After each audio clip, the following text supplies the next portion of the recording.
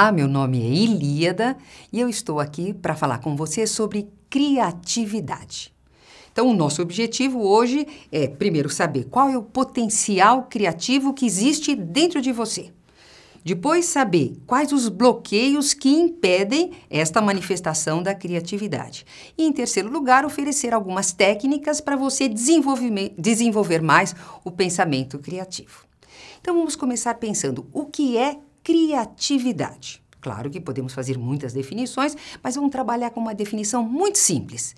Ser criativo é encontrar novas soluções para novos e velhos problemas. Você diz assim, bom, uma solução para um problema ou outro eu já consegui resolver, mas eu não sou uma pessoa criativa, porque criativo é uma pessoa assim que já deixou uma marca na história. Você pensa assim num grande artista, não é? Então você pensa, por exemplo, em Leonardo da Vinci, você pensa num Mozart, você pensa num Einstein, um grande cientista, um grande físico, ou você pensa num Steve Jobs e diz, bom, eu não sou, humildemente reconheço que eu não sou uma pessoa criativa. Mas dentro dessa definição nós estamos trabalhando. Toda pessoa criativa é aquela que consegue encontrar novas soluções para novos e velhos problemas. E provavelmente você já encontrou soluções assim. Mas antes de você me responder se é ou não criativo, eu vou te fazer uma pergunta. Como será uma casa de abelhas, uma colmeia, daqui a 50 anos? Provavelmente você vai dizer, uma casa de abelhas será como vem sendo feita, construída há muitos milhares de anos. E é verdade. Se os homens não atrapalharem, as abelhas continuarão construindo como vem construindo há muito e muito tempo. Agora eu pergunto a você, como será uma casa humana daqui a 50 anos? Aí nós vamos ter que fazer um exercício de futurologia. Aí você vai pensar, bom, os equipamentos serão todos interligados? Nós vamos ter controle remoto para tudo, iluminação, o ar, tudo muito bem controlado. Então, será que a casa será móvel ou imóvel? A gente não sabe. Daqui a 50 anos, são muitas as possibilidades. Por quê? Porque o ser humano, ele é criativo por natureza. Claro que existem outras diferenças entre abelhas e seres humanos, mas eu quero dizer que umas diferenças essenciais é que nós temos dentro de nós, na nossa essência, a capacidade de criar.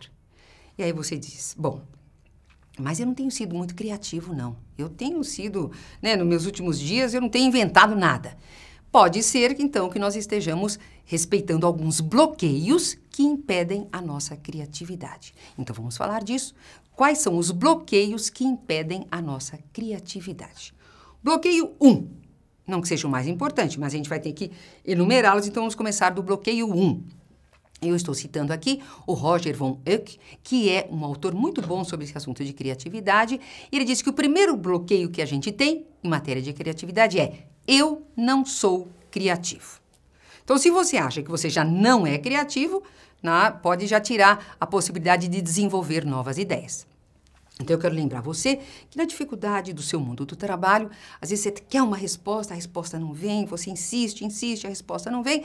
Aí, no momento que você está mais relaxado, às vezes até tomando um banho, assim, vem a resposta, né? Você tem um insight. O que é um insight? Parece assim uma ruptura, é um pensamento que vem de repente e é a solução para o seu problema. Então, nós usamos até a expressão, não sei se você já ouviu, o estalo de Vieira. Já ouviu falar isso? O estalo de Vieira é quando, de repente, o Vieira, que era um grande orador e escritor português, que morou no Brasil já há muitos anos atrás, o padre Antônio Vieira, ele disse que um dia teve um estalo. Ele passou a enxergar as coisas com um conhecimento mais profundo. Então, a criatividade é um pouco assim. Você olha o mesmo lugar, mas com um olhar diferente. Não é? O Proust, Marcel Proust, ele comenta que não interessa a gente mudar muito a paisagem, interessa a gente olhar a mesma paisagem com um novo olhar. E aí nós vamos encontrar uma resposta diferente. Então, não ser criativo já saiu da sua, já cortamos essa opção. Você sabe que potencialmente você tem condições de ser uma pessoa que gere novas ideias. Um bloqueio também muito grave no nosso dia a dia é proibido errar. Então nós aprendemos que temos sempre que acertar pela primeira vez. Então, se eu estou fazendo determinada coisa, não posso errar, tem que fazer perfeito. E aí, a coisa fica difícil, porque o erro é uma forma, claro, ninguém gosta de errar, mas o erro é um resultado que você não está buscando e ele pode te ajudar. Um exemplo no mundo organizacional, que nós usamos muito aquele post-it. Você sabe a origem do post-it? Foi uma cola, o Spencer Silver, ele fez uma cola que não colava direito. Uma cola que não colava direito não tem nenhuma utilidade, não é? Portanto, é alguma coisa que foi mal feita.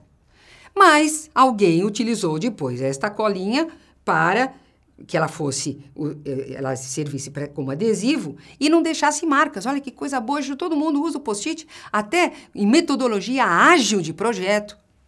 Nas reuniões diárias, nós usamos esses post-its, que facilitam tanto a nossa vida. Então, às vezes, um erro pode ser muito bem utilizado, ou ser uma ideia criativa. E se não for, vamos usar, então, a frase clássica do Thomas Edison, não é? Se eu fizer errado, eu aprendi mais uma maneira de como não fazer. Um outro problema, né, um bloqueio que nós temos é dê a resposta certa. Veja você aprende na escola que você tem que dar a alternativa certa, e você tira a nota, nós somos condicionados nisso, e até em casa, né, a gente quer a resposta certa. Mas isso é um mecanismo que a gente põe no nosso cérebro que é uma coisa muito complexa. Porque se você só procura uma única resposta, o seu cérebro só vai atrás de uma resposta. Então, você vê um problema, você pensa uma solução. Pronto, o cérebro para de funcionar. Agora, se você diz, não, eu não quero uma resposta, eu quero muitas respostas. Você coloca aqui no cérebro, aperta a teclinha localizar, novas respostas. E ele vai procurando, e aí você tem um mar de respostas. É a história do brainstorm, é uma ferramenta que nós usamos muito dentro das empresas, que é a geração de novas ideias. Então, eu não vou atrás de uma, eu vou atrás de várias. O compositor Brahms, né, um grande compositor alemão do romantismo, ele dizia que você percebe o valor de um artista na medida que ele joga material fora. Você fala, mas que contradição é esta?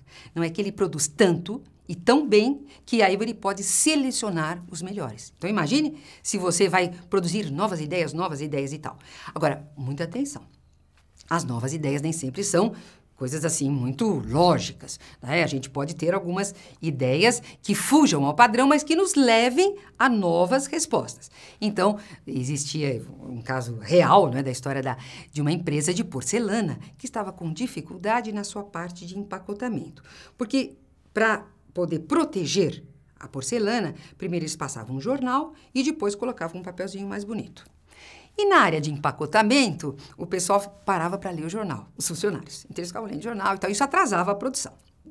Então, o que eles fizeram? Eles falaram, vamos fazer um brainstorm para saber como que nós podemos embrulhar a porcelana de forma que as pessoas não percam tempo em ler jornal. Aí, então, o que eles fizeram? Dentro do brainstorm, pensaram, vamos só pegar folha em branco. Não, vamos pegar jornal japonês. É uma boa ideia, porque ninguém lê japonês, não é? A não ser que seus funcionários fossem japoneses. Até que um disse, vamos furar os olhos dos funcionários. Você já imaginou? Isso é cruel, isso é um crime, não é? Mas desta ideia maluca, apareceu uma outra. Você já imaginou o que é? Vamos contratar deficientes visuais. Então, você veja que a empresa ganhou duplamente. Ela passou a contratar deficientes visuais, que deu uma imagem muito boa para ela, uma imagem diante da coletividade, e também porque a pessoa que é deficiente visual, costumeiramente, tem uma habilidade de tato melhor, desenvolve melhor, por uma questão de necessidade.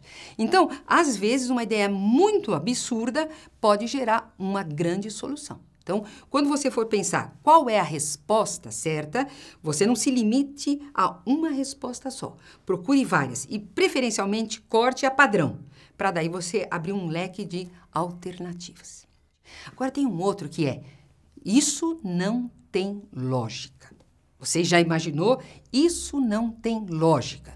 Claro, dentro do nosso raciocínio cartesiano, e nós aprendemos, a escola realmente desenvolve muito esse nosso pensamento cartesiano, que é importante, hein? Inclusive dentro do processo criativo, porque quando você está pensando cartesianamente, você usa uma lógica e tal, e esse pensamento faz com que você selecione melhor. Mas na geração de ideias, isso não tem lógica atrapalha muito. Então, eu preciso saber que existe dentro do nosso cérebro nós temos 2 hemisférios e que funcionam separadamente. Aliás, eles são ligados pelo tronco, né, o caloso, e esses 2 lados do cérebro têm funções diferentes. Não são excludentes, são complementares. Agora, se eu fico muito do lado lógico, do lado racional, que é o nosso hemisfério esquerdo, o hemisfério esquerdo, que dirige o nosso lado direito do corpo, ele é um hemisfério que é mais racional, que ele lida com as palavras, lida com os números, né, com o raciocínio analítico, e ele é muito importante. É muito valorizado na nossa sociedade. E nós temos o outro lado do cérebro, que é de onde surgem as novas ideias, que é mais intuitivo, que trabalha com sonhos, que trabalha com imagens e que ele é um pouco esquecido. Os artistas têm isso bem desenvolvido e a sociedade valoriza.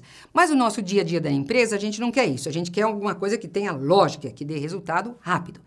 Então, uma técnica que a gente pode utilizar para melhorar o nosso pensamento lógico é o uso de metáforas. Lembra o que é metáfora? É quando você faz uma comparação para poder entender melhor determinada situação.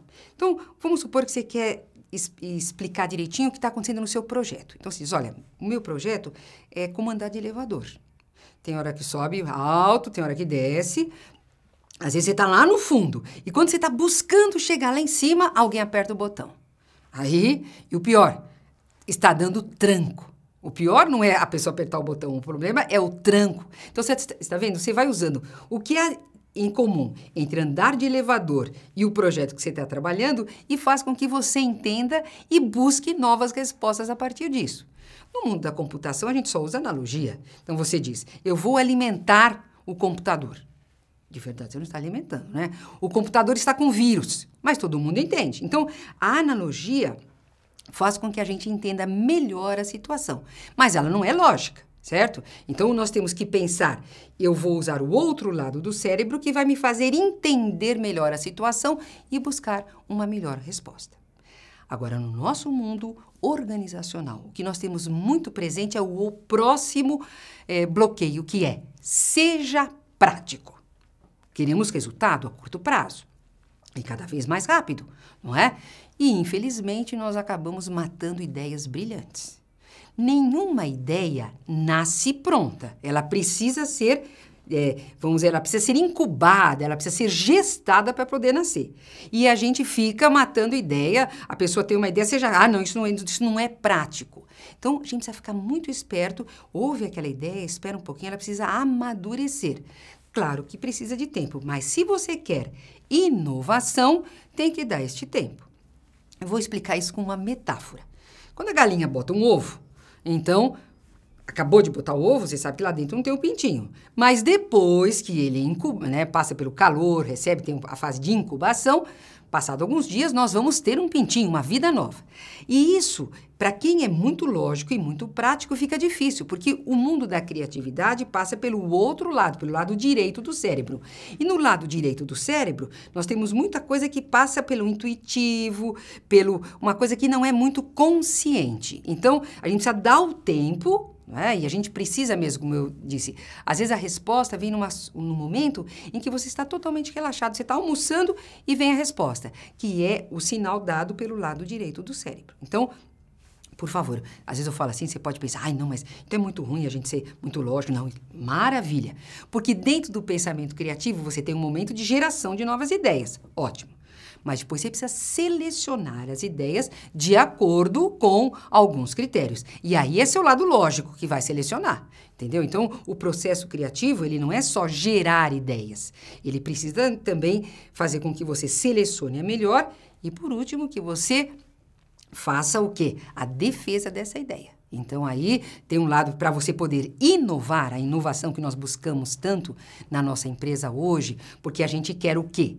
Você quer que eu possa estar na frente, né? Como muitas empresas. Hoje, nós estamos aqui falando do foco do indivíduo, mas claro que o indivíduo ele vive numa empresa, numa organização. E esta organização vive dentro da sociedade. Então, se a sociedade é uma sociedade mais aberta, se ela vive com menos regras e tem mais espaço para o novo, nós vamos poder expandir mais a nossa criatividade. Se a organização é assim, então eu vou ter mais espaço para botar as novas ideias em ação. Existem, assim, exemplos clássicos também, já modelos no mundo. A gente fala, por exemplo, uma empresa como a Pixar. Pixar é uma organização que é, assim, modelo no mundo porque o próprio espaço, ele é feito para que o funcionário, o colaborador, tenha condições de quase que transbordar de criatividade. Aqui no Brasil, nós também temos organizações que são um exemplo de espaço para a criatividade. Então, eu vou citar a Cenco. A Cenco, do empresário Ricardo Sendler. O que é esta empresa? Essa empresa é uma empresa que dá espaço para a criatividade em que os funcionários se encontram, então há momentos especiais, há reuniões em que eles abrem espaço para saber como podem melhorar o processo deles. Então, quando a pessoa dá uma ideia bem estranha e você diz para ele assim, nossa, cara, você tá louco? Essa ideia é uma ideia que eles vão buscar desenvolver. O Ricardo Sendler até escreveu um livro chamado Você Está Louco. Mas é justamente dentro dessa ideia. As ideias mais estranhas podem ser um excelente resultado para ser implantado dentro da empresa. Então, vou falar de mais um bloqueio que tem a ver com isto, que é isto não é da minha área. Então, estamos num mundo de muita especialização. Mas hoje já estamos criticando essa especialização que faz com que você fique com uma visão muito estreita. Então, bom hoje mesmo é a pessoa que entenda bastante de um assunto, mas também que tenha uma visão geral. Então, isto não é da minha área, faz com que você fique muito restrito a uma visão. Se eu pesquiso em outras áreas, então faça como uma prática, leia uma revista que não tem nada a ver com o assunto que você trabalha, ou entre num site que você jamais entraria naturalmente, porque às vezes a solução para o seu problema está numa outra área do conhecimento. Então, fique ligado nisso. Então, se eu faço sempre o mesmo caminho, eu terei sempre o mesmo resultado. Então, nós falamos que nós usamos os dois lados do cérebro dentro do processo criativo. Então, veja, você fala, então eu sou uma pessoa criativa, daqui para frente vou gerar muitas ideias novas. Mas antes de você começar a gerar ideias novas, eu te proponho que você seja explorador. Vamos explicar. Então, essa é a proposta do Roger von Uck. Primeiro você tem que saber o que já existe no mercado. Porque vai que você vai redescobrir a roda. Para com isso, nós não estamos mais em tempo de ficar reinventando a roda. Então, se você tem um problema, você precisa saber como é que as pessoas estão solucionando este problema dentro do mundo já. Então, já muitas ideias foram geradas. Então, você é o explorador, você põe um chapéu de explorador e sai explorando o mundo para descobrir o que já existe. Depois que você já viu tudo que já existe, tudo não digo porque o conhecimento é tão grande, mas entra aí no nosso mundo virtual, vem na internet, pega as informações, bom, então isso já foi produzido. Aí, então, é que você vai tirar o seu chapéu de explorador e vai colocar o chapéu de artista. Aí é momento de você usar o brainstorm e deixar fluir as mais diferentes ideias. Lembra das ideias que às vezes podem parecer estapafúrdias, mas elas são ideias que vão poder encaminhar para as novas ideias muito interessantes. Bom, aí terminei de gerar muitas ideias. Aí eu passo para o terceiro papel, que é o do juiz. E juiz, aí você tem que colocar aquela toga de juiz e seriamente usando o lado esquerdo do nosso cérebro, que é o lado lógico, racional, e usando alguns critérios, você vai selecionar as melhores ideias. E por fim, você escolheu essa primeira ideia, essa segunda são muito boas, aí você tem que colocar o quê? Você tem que colocar uma roupa de guerreiro, uma armadura e sair para o mundo. Porque normalmente uma nova ideia habitualmente não é bem-vinda, porque ela vai mexer com as pessoas que estão em suas zonas de conforto. Então, você tem que usar esse lado de guerreiro, que trabalha com os dois lados do cérebro, para defender a sua ideia, de forma que as pessoas se convençam de que ela vale a pena de ser implantada. E aí nós vamos ter a inovação. Então, vamos fechar essa nossa conversa sobre criatividade e eu espero ter convencido você de que você é uma pessoa com um grande potencial criativo. e que se esse potencial não está se manifestando, é porque talvez você esteja preso em bloqueios que estão impedindo esta sua criatividade.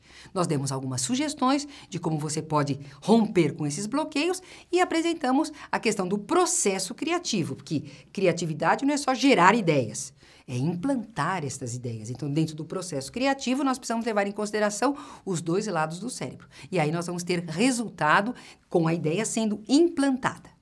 É isso aí.